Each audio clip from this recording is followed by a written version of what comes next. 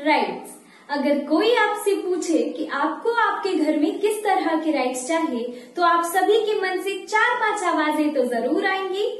दोस्तों के साथ पार्टी और हैंग आउट करने का राइट, नॉन स्टॉप पबजी खेलने का राइट, अपनी मर्जी से सोना और अपनी मर्जी से उठना, स्कूल बंक करने का राइट। ये सब तो है वो राइट्स जो हम सबको चाहिए, लेकिन वो राइट्स जो एक परिवार में सभी मेंबर्स को मिलने चाहिए वो है रिस्पेक्ट, इक्वालिटी और साथ ही साथ अपने आइडियाज को एक्सप्रेस करने का राइट। साथ में ही एक एज के बाद हर किसी को इंडिविजुअल डिसीजन लेने के राइट्स भी मिलते हैं। जैसे जैसे हमारा डेवलपमेंट होता है, जो हमारे राइट्स का क्राइटेरिया है वो भी बढ़ता रहता है। इस वीडियो में हम जानेंगे वो राइट्स जो हमारे कॉन्स्टिट्यूशन ने हमें दिए हैं, क्योंकि हमारा देश भी है एक परिवार और यहाँ पर जो राइट्स हमें मिले हैं वो कौन से राइट्स हैं जो एसेसरी हैं और कौन से राइट्स हैं जो नेसेसरी हैं। तो चलिए फटाफट से जानेंगे हम अपने चैप्टर में।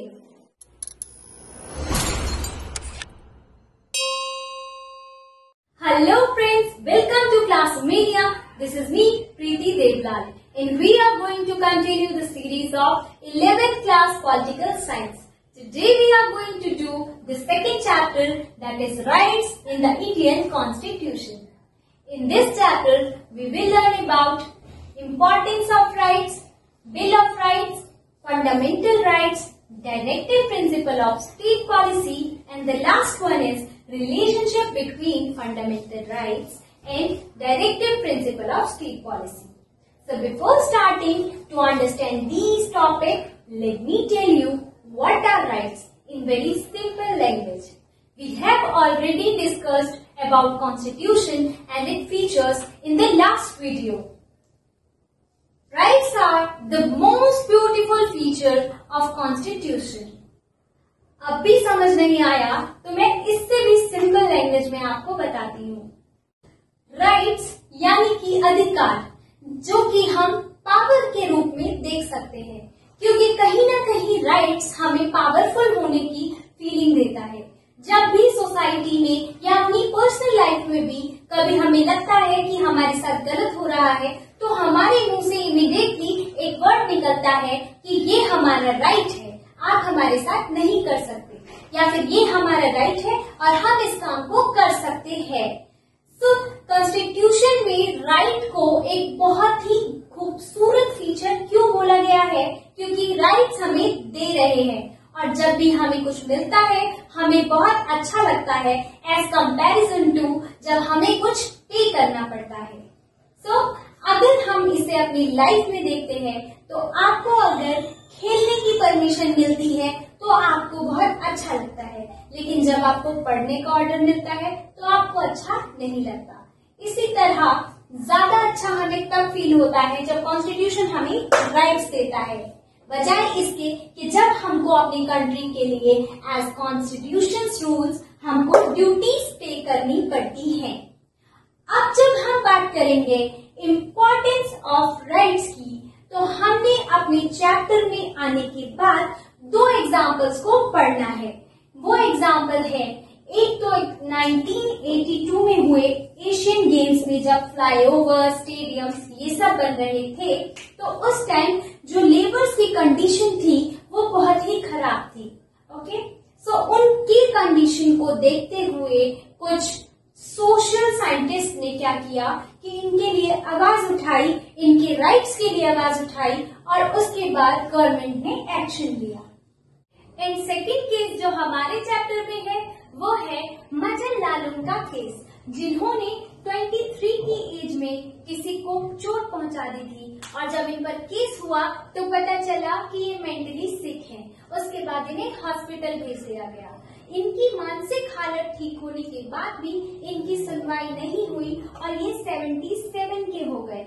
फिर ह्यूमन राइट कमीशन ने इनके लिए आवाज उठाई और जब इनका केस खुला, इनकी सुनवाई हुई तो पता चला कि ये निर्दोष थे। तो इसी तरह इन दोनों केसेस के थ्रू हमें चैप्टर में इम्पोर्टेंस समझाई गई है राइट्स की। एंड जब मैं आपको सिंपल सी भाषा में समझाऊं कि राइट्स क्या है, तो अगर आपको कोई थप्पड़ मार रहा है तो उस थप्पड़ को आप कब तक खाएंगे, जब तक आपको नहीं पता कि आप इस थप्पड़ से बचने के लिए क्या कर सकते हैं। और आम लोगों को इस तरह के थप्पड़ डेली कहीं ना कहीं से पड़ते ही है। सो इम्पोर्टेंस आपको समझ आई गई होगी कि किस तरह से हम अपने राइट्स का यूज करके उन थप्पड़ों से बच सकते हैं। और अब हम बात करेंगे सेकंड टॉपिक की, bill of rights. Bill of rights का कॉन्सेप्ट आया है यूएसए से। यूएसए में फंडामेंटल राइट्स को as a bill of right बनाया गया और सबसे पहले फंडामेंटल राइट्स भी यूएसए में ही आए थे।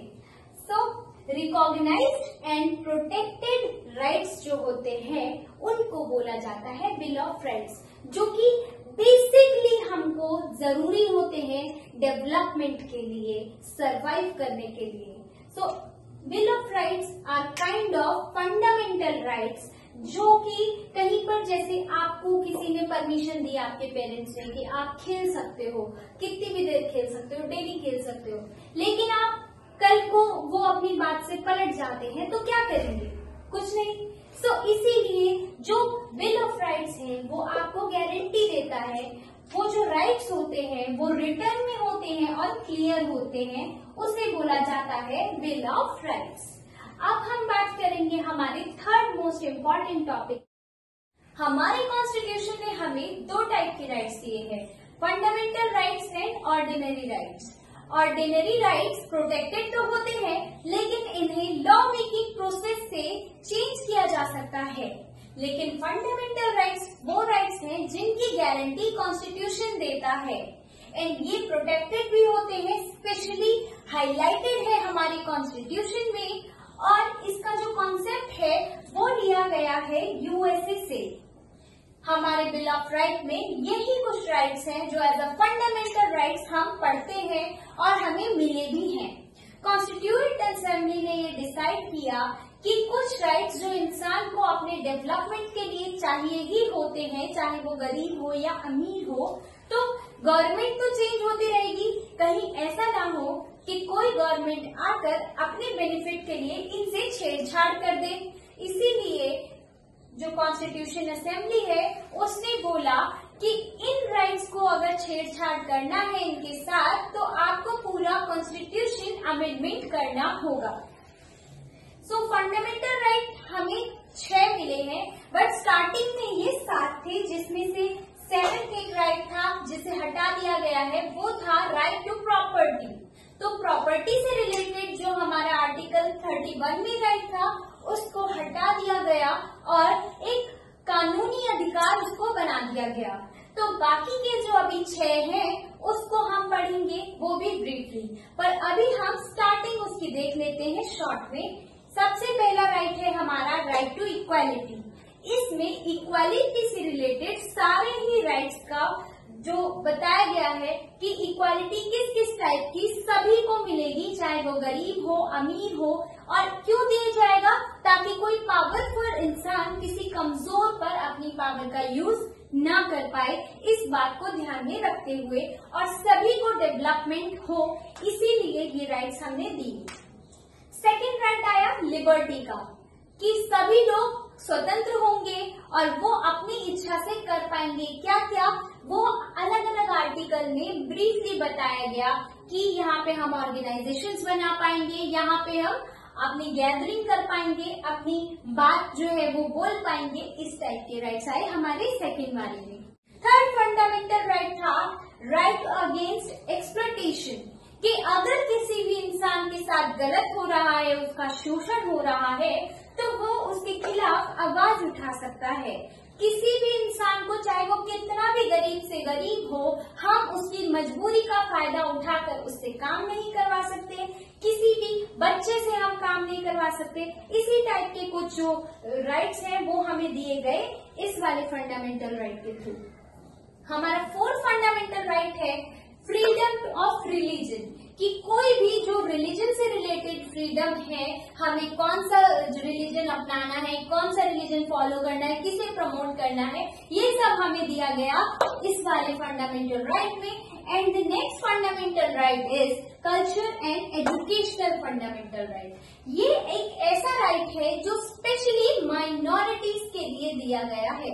अगर आपसे आगे चलकर कभी पूछा जाए कि वो कौन सा फंडामेंटल राइट है जो स्पेशली माइनॉरिटीज के लिए है, तो वो है culture and educational fundamental rights. इसके बाद आते हैं हम अपने लास्ट फंडामेंटल राइट में, वो है कॉन्स्टिट्यूशनल रेमेडीज।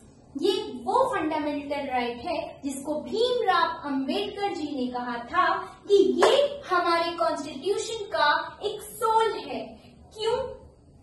क्योंकि ये जो बाकी के फंडामेंटल राइट्स है, अगर इसमें कहीं भी गड़बड़ होती है या आपको किसी भी सिटीजन को फील होता है कि उसके किसी राइट को खराब किया गया है, छीना गया है, तो वो डायरेक्टली इस वाले का यूज कर हाई कोर्ट या सुप्रीम कोर्ट में जा सकता है।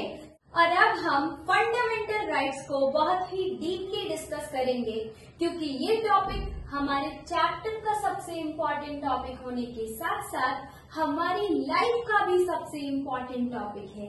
और हमारे लिए एज अ स्टूडेंट नहीं, एज अ सिटीजन भी ये जानना जरूरी है कि हमारे राइट्स क्या है। क्यों? क्योंकि राइट्स को हम पहले ही एज पावर कंसिडर कर चुके हैं और हम जानते हैं कि जब हमें हमारे राइट्स पता होंगे तभी हम सोसाइटी में सरवाइव कर पाएंगे, वरना कोई भी आकर हमारे साथ गलत बिहेवियर कर सकता है। ओके, तो सबसे पहले हम डिस्कस करेंगे अपने राइट टू इक्वालिटी को, जो आर्टिकल 14 से लेकर 18 तक में ब्रीफली बताया गया है। और हमें सारे राइट दिए गए हैं कि किस किस फील्ड में हमें इक्वली सब कुछ मिलेगा। तो आर्टिकल 14 कहता है कि इक्वालिटी बिफोर द लॉ। आप अमीर है, गरीब है, कुछ भी है, चाहे आप बहुत बड़े स्टार हैं या आप एक नॉर्मल से गरीब से नागरिक हैं, आप सभी के साथ अगर आप सेम क्राइम करते हैं आपको सेम सजा मिलेगी, और सेम अच्छा काम करते हैं तो आपको सेम इनाम मिलेगा। ओके, एंड हमारा आर्टिकल 15 कहता है right against discrimination. Rights against discrimination का मतलब है कि स्टेट कभी भी आपको डिस्क्रिमिनेट नहीं कर सकता। जेंडर के बेस पे, कास्ट के बेस पे, रिलीजन के बेस पे आपके साथ कभी भी कोई भेदभाव या पार्शियलिटी नहीं की जाएगी। आर्टिकल 16 हमें देता है इक्वालिटी ऑफ अपॉर्चुनिटीज, मतलब कि आप सभी को स्टेट जो है वो इक्वल अपॉर्चुनिटीज प्रोवाइड करेगा, ना कि किसी रिलीजन के बेस पे बोलेगा कि हिंदू लोग इस जॉब के लिए अप्लाई कर सकते हैं और अदर रिलीजन अप्लाई नहीं कर सकते। इस टाइप का बिहेवियर आपके साथ स्टेट नहीं कर सकता। आर्टिकल 17 एबॉलिशन ऑफ अनटचेबिलिटी के लिए है। ये बोलता है कि कहीं भी अनटचेबिलिटी को बढ़ावा नहीं दिया जाएगा, उसका सपोर्ट नहीं किया जाएगा, बल्कि उसे पूरी तरह से स्टेट खत्म करेगा। आर्टिकल 18 एबॉलिशन ऑफ टाइटल्स की बात करता है। एबॉलिशन ऑफ टाइटल्स का मतलब होता है कि जैसे हमने बहुत ही ज्यादा अलग अलग टाइटल्स दे दिए कि सचिन तेंदुलकर को हमने बोल दिया या किसी हीरो को हमने बोल दिया महानायक, खलनायक, तो ऐसा नहीं है कि वो अपने वोटर कार्ड में या आधार कार्ड में अपने नाम के आगे ये लगा देगा। ओनली जो टाइटल्स है वो एकेडमिक लाइक डॉक्टर, प्रोफेसर, ये सब, या फिर सेना में लेफ्टिनेंट, कमांडर और ये सब जो टाइटल्स होते हैं उन्हें आप लगा सकते हैं। बाकी कोई भी टाइटल चाहे आपको गवर्नमेंट ने ही दिया हो, पद्म भूषण, भारत रत्न, आप अपने नाम के आगे उसे लगाकर नहीं घूम सकते। इसके बाद आते हैं हम अपने सेकंड फंडामेंटल राइट में, राइट टू फ्रीडम, जो कि आर्टिकल 19 से लेकर 22 तक दिए गए हैं। आर्टिकल 19 में भी अलग अलग पार्ट्स में बताया गया है कि आप फ्रीडम आपको मिली है, लेकिन किस तरह की फ्रीडम मिली है और उस फ्रीडम के साथ आप क्या क्या कर सकते हैं। तो 19(1)(a) में आपको फ्रीडम मिली है, किसकी? Freedom to speech and expression. आप अपनी बात को बोल सकते हैं, एक्सप्रेस कर सकते हैं। और मैं आपको बता दूं कि भारत शायद एक ऐसा देश है ना जहां पर आप अपने प्रधानमंत्री के लिए भी उसके अपोजिशन में कुछ भी बोल सकते हैं।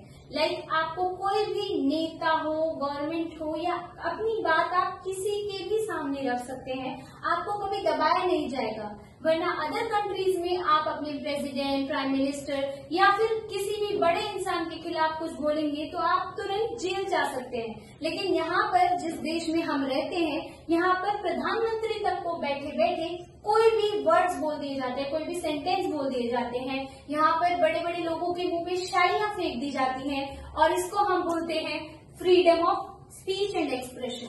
लेकिन वो गलत है। इसका मतलब ये नहीं है कि आप फ्री हैं, आप कुछ भी बोल सकते हैं। इसके साथ कुछ रिस्ट्रिक्शंस भी लगती हैं। आर्टिकल 19(1)(b जो है वो बोलता है आप फ्री हैं असेंबलिंग के लिए। आप कहीं भी गैदर हो सकते हैं, कहीं पे भी आप अपनी बात रख सकते हैं बिना किसी वेपन के। आप एक जगह अगर सारे एक साथ बैठे हैं, प्रोटेस्ट कर रहे हैं, तो आपको कोई मना नहीं करेगा। उसके बाद आर्टिकल 19(1)(c बोलता है आप एसोसिएशंस फॉर्म कर सकते हैं, ऑर्गेनाइजेशंस बना सकते हैं। आप किसी भी रिलीजन को लेकर अपना ऑर्गेनाइजेशन रेडी कर सकते हैं। आप किसी भी एक मोटो लेकर बोल सकते हैं कि हम अपना ऑर्गेनाइजेशन बना रहे हैं, डॉक्टर्स का या किसी भी चीज का, आपको गवर्नमेंट मना नहीं करेगी। आर्टिकल 19(1)(d आपको राइट देता है कि आप फ्री हैं कहीं भी घूमने के लिए। आप इंडिया के अंदर कहीं भी घूम सकते हैं। आप पर कोई रिस्ट्रिक्शंस नहीं होगा कि आप इस स्टेट के हैं, अगर आप दिल्ली में रहते हैं तो आप मुंबई नहीं जा सकते। इस तरह का कोई रिस्ट्रिक्शंस नहीं है और कोई आपके साथ वहां पर पार्शियलिटी भी नहीं होगी।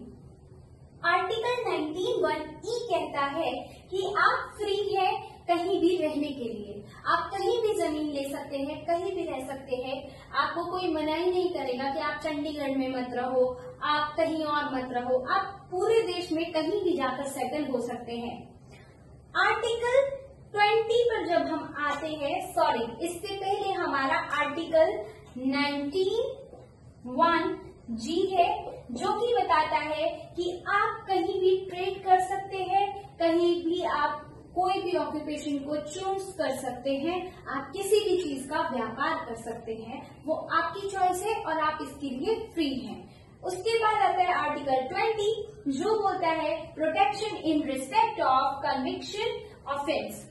मतलब अगर आप कोई क्राइम करते हैं तो आपको उस क्राइम के लिए, अगर आपने क्राइम किया है 2017 में और उस क्राइम की सजा उस टाइम 1 ईयर की है, तो अगर आपकी सुनवाई होती है 2021 में या उस टाइम जो सजा उसकी चेंज हो गई हो, उस टाइम उस क्राइम की सजा 2017 में 1 साल की थी और 2020 में उस सजा को 5 साल का बना दिया गया है, तो जो आपको सजा मिलेगी वो 2017 के हिसाब से मिलेगी। और सेकेंडली आर्टिकल 20 में बोला गया है कि आपको एक क्राइम करा है, अगर आपने चोरी की है एक जगह, तो उस चोरी के लिए आपको एक ही बार पनिशमेंट मिल सकती है। ये नहीं कि उसी चीज के लिए आपको दोबारा पनिशमेंट मिल जाएगी। उसके बाद आर्टिकल 20 में ये भी फ्रीडम मिली है कि अगर आपने कोई क्राइम कर दिया है या नहीं किया है, जब तक वो सिद्ध नहीं हो जाता, कोई भी आपको फोर्स नहीं कर सकता कि आप अपने क्राइम को एक्सेप्ट कीजिए।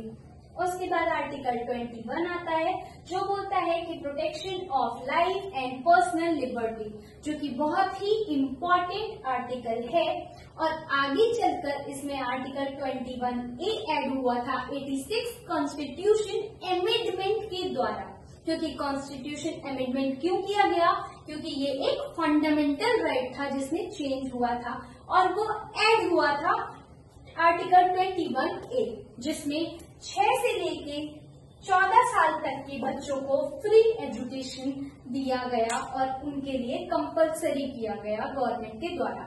और इसके बाद इसी के अंदर राइट ऑफ लाइफ के अंदर आपको पानी अच्छा, खाना अच्छा, हेल्थ अच्छी प्रोवाइड कराना गवर्नमेंट की रिस्पॉन्सिबिलिटी थी। इसके बाद आते हैं हमारे फ्रीडम वाले में। लास्ट आर्टिकल है आर्टिकल 22, जिसमें protection against arbitrary and arrest and detention. इसका मतलब ये है कि अगर आपको अरेस्ट किया गया है तो आप फ्री हैं किसी भी लॉयर को हायर करने के लिए, ये पूछने के लिए कि आपको अरेस्ट क्यों किया जा रहा है, आपका क्राइम क्या है, और कुछ अलग अलग प्रोविजंस हैं जिसके लिए आप फ्री हैं। तो दोस्तों, आई होप कि आपको इस वीडियो में इतना जरूर समझ आ गया होगा कि राइट्स क्या होते हैं, बिल ऑफ राइट्स क्या है, राइट्स की इम्पोर्टेंस क्या है और फंडामेंटल राइट्स क्या होते हैं, कॉन्स्टिट्यूशन ने क्यों इन राइट्स को इम्पोर्टेंस दी है, और right to equality, right to freedom को हम ब्रीफली पढ़ ही चुके हैं। बाकी के फंडामेंटल राइट और अदर टॉपिक्स को हम अपनी नेक्स्ट वीडियो में कवर करेंगे। तो वीडियो को लाइक करना और चैनल को सब्सक्राइब करना न भूलें। जल्दी मिलते हैं चैप्टर के बाकी टॉपिक के साथ।